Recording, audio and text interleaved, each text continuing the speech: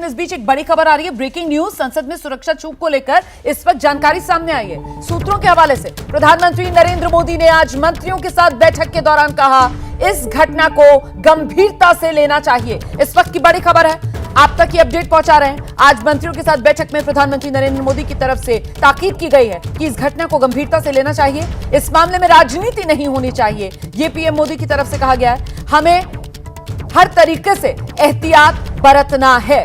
तो प्रधानमंत्री नरेंद्र मोदी की तरफ से मंत्रियों के साथ बैठक में यह बात कही गई है कि घटना को गंभीरता से लेना चाहिए, मामले में राजनीति नहीं होनी चाहिए और एहतियात बरतनी चाहिए। आइए अलका लांबा।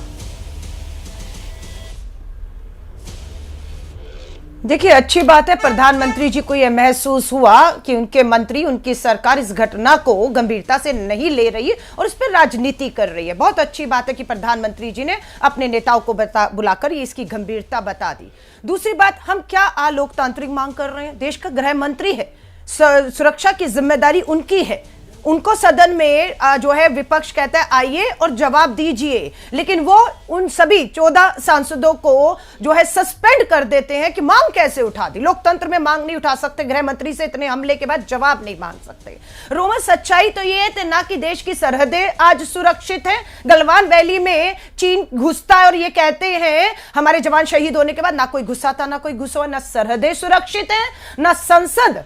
21-22 साल पहले आज ही के दिन 13 दिसंबर वाले दिन हमला होता है जब भाजपा की सरकार थी, और आज ही 13 दिसंबर में दोबारा अंदर घुसकर इस तरीके के दृश्य हम देखते हैं। ये भी भाजपा के शासनकाल में हो रहा है। और ना ही इस देश की बेटियां सुरक्षित हैं। राम दुलारे सिंह कौन है? इनके भाजपा के विधायक हैं। नाबालिग बेटी के बलात्कार में दोषी करार दिए गए, कल सजा सुनाई जाएगी। भाजपा उसको पोक्सो कानून के तहत क्या फांसी की मांग करती है? तो सच्चाई ये कि ना देश की सरहदें सुरक्षित है, ना देश की संसद सुरक्षित है, ना बेटियां सुरक्षित है। ठीक है, आज आप कहते हैं हम जांच कर रहे हैं। अरे आपके सांसद प्रताप सिंह से जवाब अभी तक क्यों नहीं लिया? और एक सेकंड, अगर आप कहते हैं आपके लखनऊ से सागर, उत्तर प्रदेश से, कर्नाटका से मनोरंजन, हरियाणा की बेटी नीलम और महाराष्ट्र के अनमोल, हम इन्हें आतंकी घोषित कर दें? ये हिंदुस्तान के हैं, ये युवा हैं, ये पढ़े लिखे हैं और उन्होंने एक गंभीर समस्या बेरोजगारी की जो बनी हुई है उसकी तरफ आपका ध्यान आकर्षित करके आपको चेतावनी दी है। वो चेतावनी ये कि अग्नि भर्ती योजना में जो 17 साल के युवाओं को आप भर्ती कर रहे हैं, 4 साल में आधुनिक हथियारों की ट्रेनिंग। अलका लांबा, लेकिन आप यहाँ पर कह रहे हैं साहब ध्यान आकर्षित कर दिया है यहाँ पर, तो ये जो तरीका है इसकी आप क्या हिमायत कर रही हैं यहाँ पर? अगर आप इस तरीके की बात कर रही हैं कि साहब इनको आतंकवादी कैसे घोषित कर दें, इन्होंने जो हरकत की है वो किस एंगल से आतंकवादी हरकत नहीं लगती है? नहीं, मतलब लोकतंत्र के मंदिर के भीतर ये घुस जाते हैं, वहां पर जाकर ये इस तरीके का हुड़दंग मचा देते हैं, तो फिर एक्शन तो होगा ना, जांच भी होगी और जांच का इंतजार भी कर लेना चाहिए। और आज सुबह एबीपी न्यूज पर हमारे साथ आप ही के इंडिया, मेरा सवाल सुन लीजिए, सवाल पूछ रही हूँ, स्टेटमेंट नहीं दे रही हूँ, सवाल पूछ रही हूँ और कॉन्टेक्स्ट बताकर पूछ रही हूँ। इंडिया गठबंधन, समाजवादी पार्टी आपके साथ है ना? डॉक्टर एसटी हसन सांसद है समाजवादी पार्टी के, और उनकी तरफ से ऑन रिकॉर्ड एबीपी न्यूज पर कहा गया कि बिल्कुल आतंकवादी है ये। आतंकवादी नहीं तो आप इनको और क्या कहेंगे? ये आपके साथी हैं, तो या तो पहले आप लोग जितने दल हैं ना वो एक राय बना लीजिए इन लोगों को लेकर, ताकि कम से कम एक आवाज सुनाई पड़े।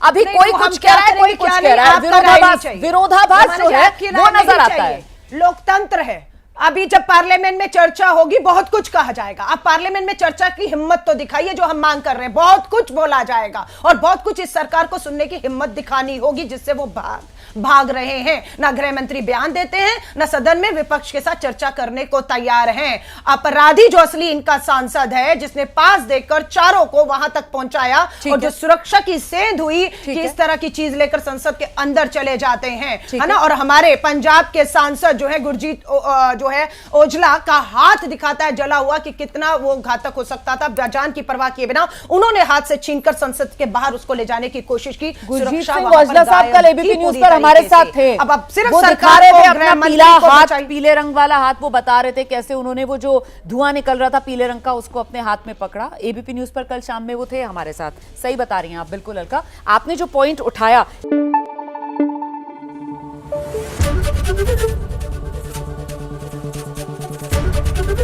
एबीपी न्यूज आपको रखे आगे।